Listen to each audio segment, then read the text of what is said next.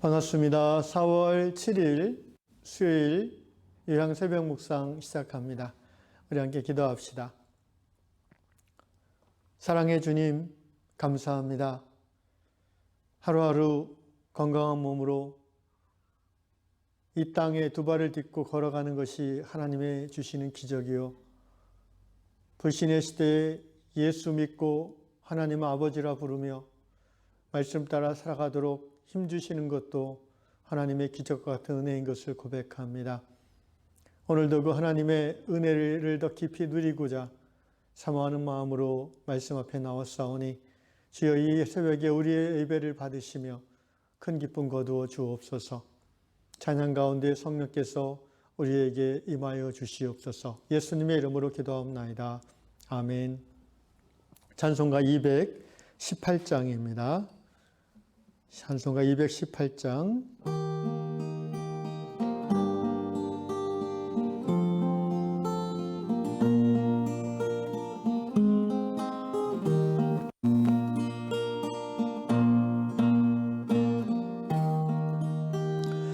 내 마음과 정성을 다하여서 주 너의 하나님을 사랑하라. 내 몸을 아끼고 사랑하듯 형제와 이웃을 사랑하라. 주께서 우리에게 명하시니 그 명령 따라서 살아가리. 널 미워 해치는 원수라도 언제나 너 그렇게 사랑하라.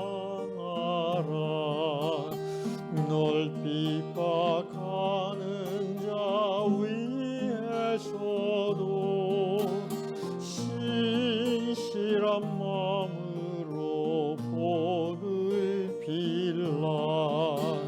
주께서 우리에게 명하시니 그 명령 따라서 살아가리.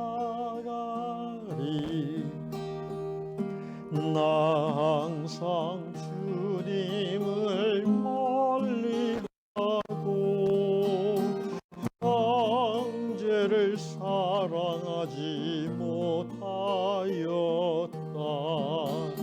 이러한 죄인을 사랑하사 주께서 몸버려 죽으셨다. 속죄의 큰 사랑 받으니 내 생명 다 바쳐 충성하리.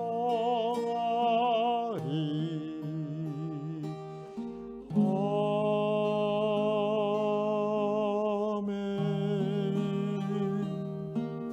오늘 하나님께서 우리에게 주시는 말씀 마태복음 22장 34절로 40절 말씀입니다. 예수께서 사두개인들로 대답할 수 없게 하셨다 함을 바리새인들이 듣고 모였는데 그 중에 한 율법사가 예수를 시험하여 묻되 선생님, 율법 중에서 어느 계명이 크니까? 예수께서 이르시되 내 마음을 다하고 목숨을 다하고 뜻을 다하여 주 너의 하나님을 사랑하라 하셨으니 이것이 크고 첫째 되는 계명이요 둘째도 그와 같으니 내 이웃을 내 자신같이 사랑하라 하셨으니 이 두 계명이 온 율법과 선지자의 강령이니라. 아멘. 하나님 사랑, 이웃 사랑이라는 제목으로 말씀을 나누겠습니다. 오늘 본문의 말씀은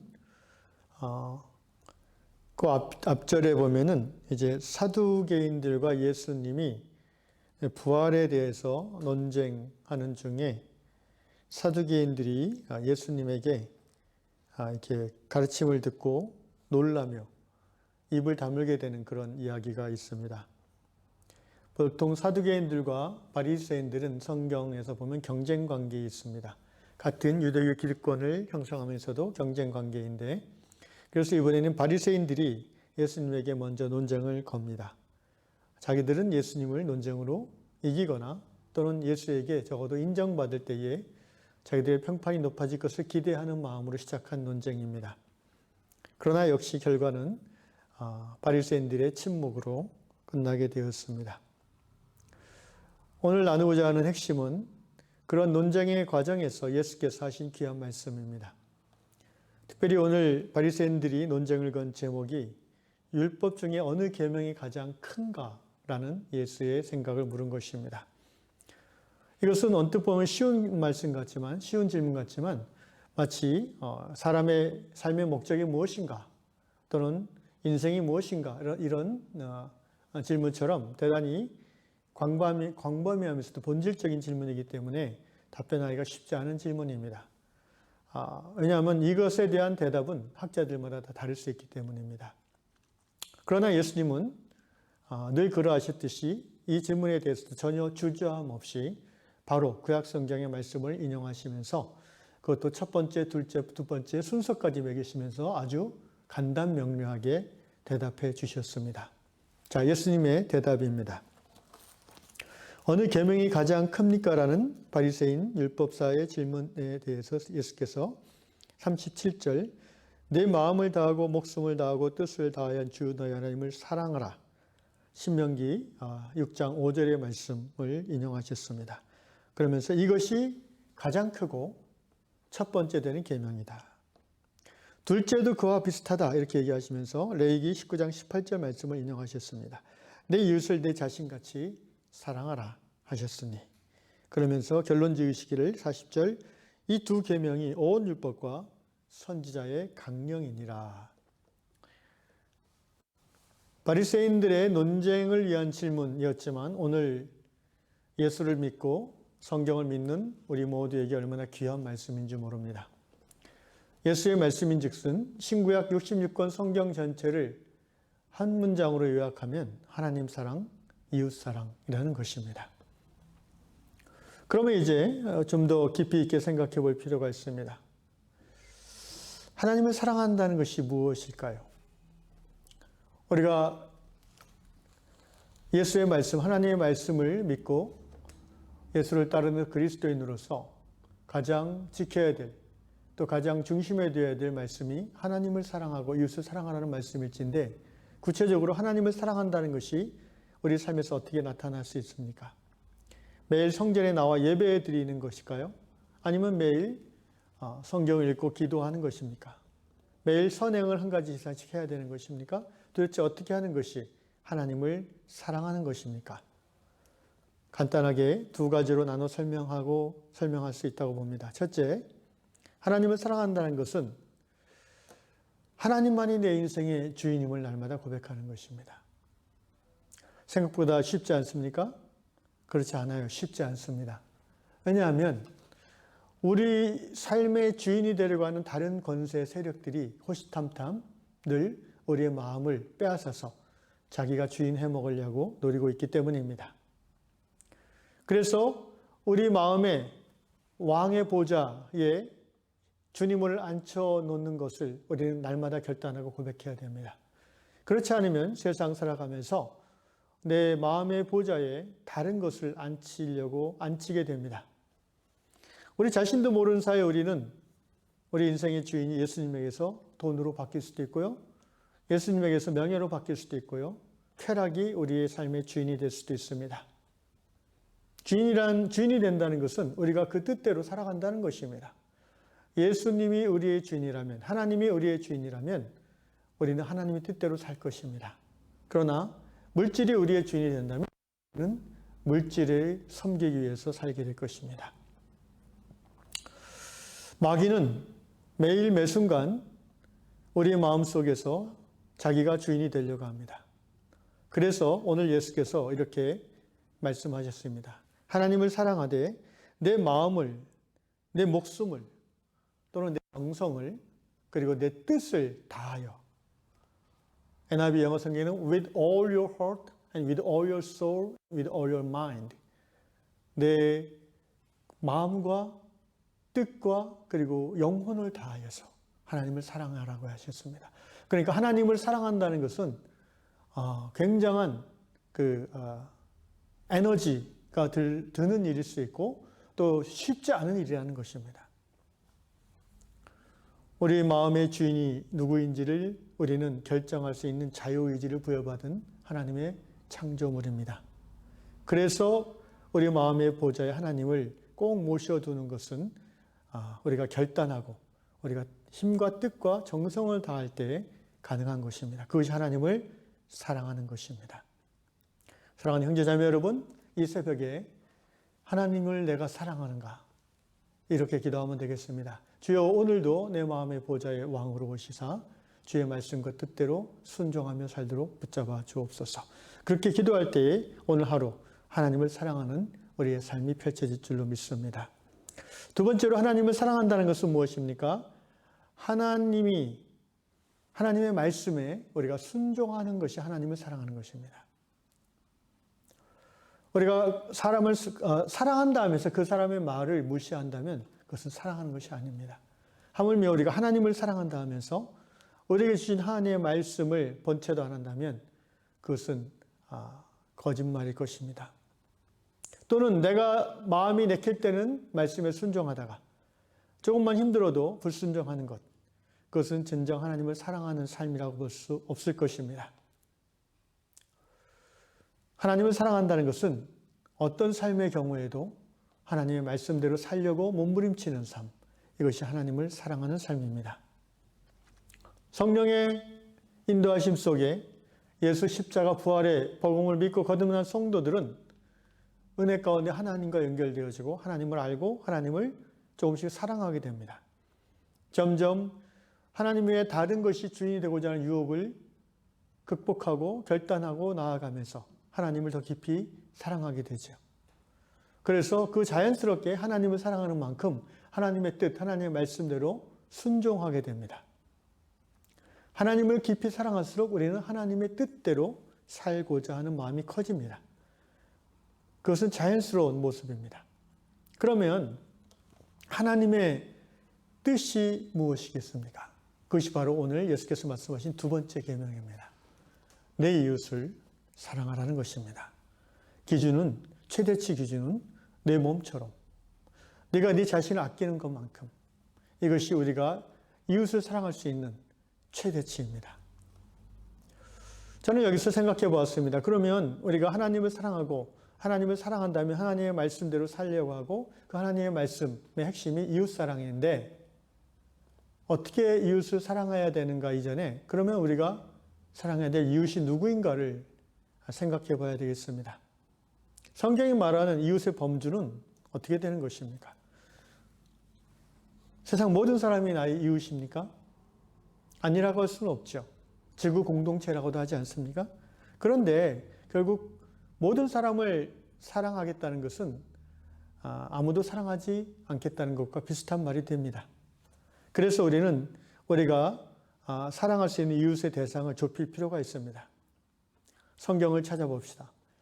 구약시대에 내 이웃을 사랑하라고 했을 때 그 이웃은 어떤 사람들입니까? 철저하게 초기에 이스라엘 백성들은 동족 이스라엘만을 이웃으로 인정했습니다.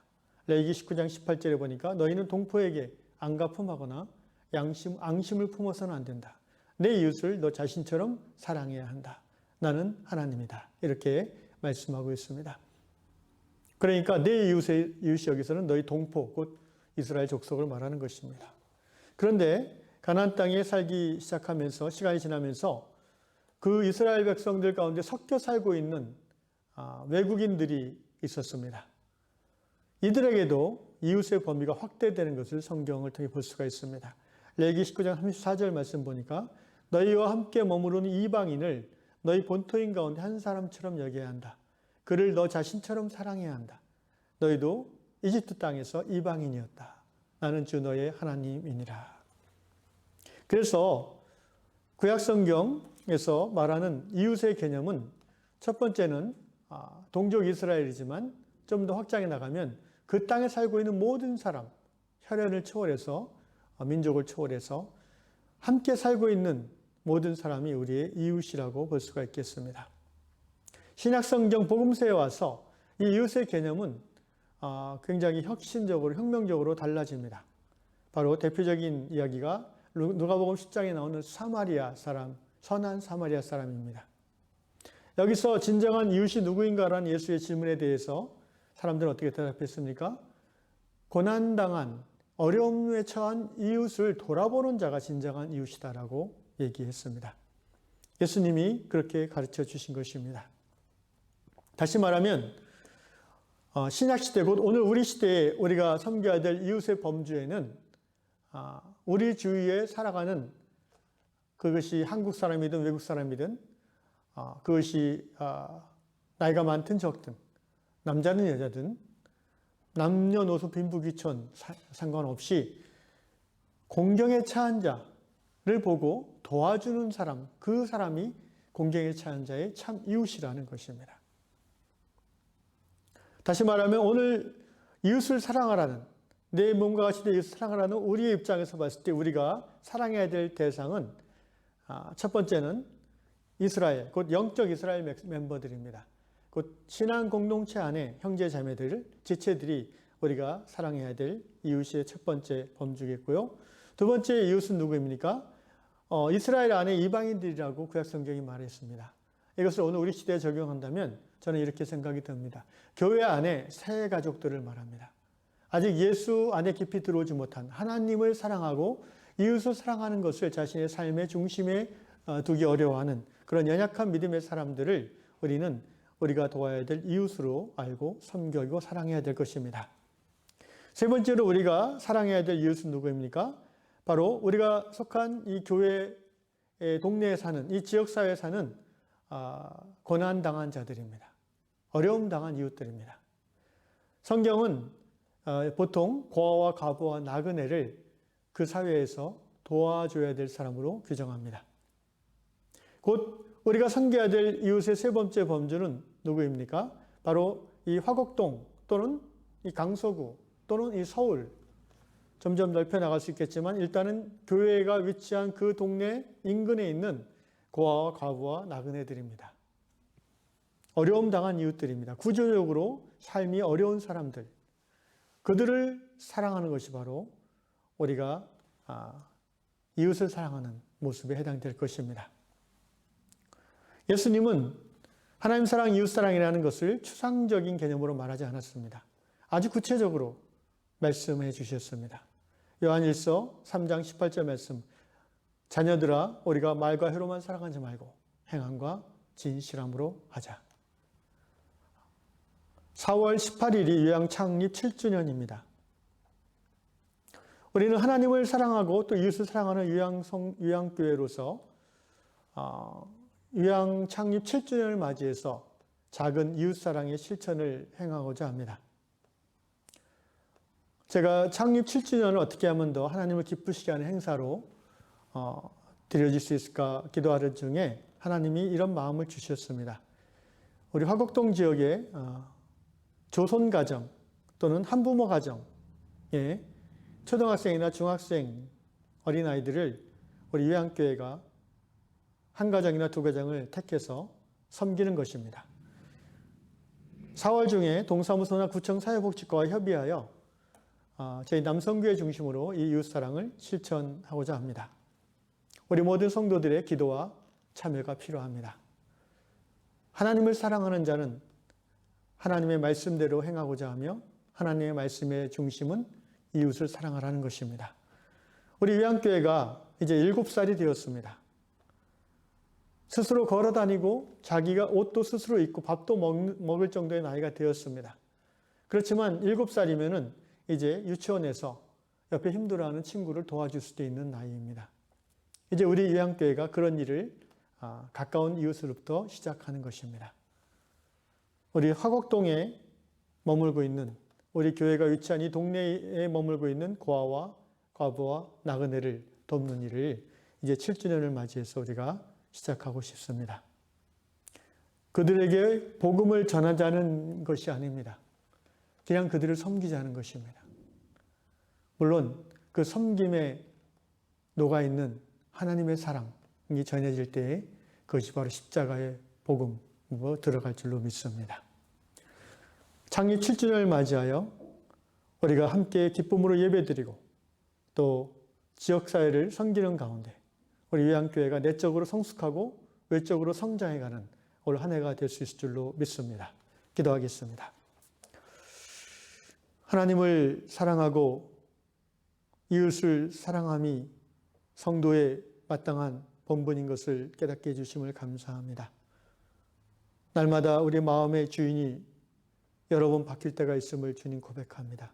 주여 우리의 믿음의 연약함을 불쌍히 여기시사 오늘도 주님만이 우리 삶의 주인이 되어 주옵소서.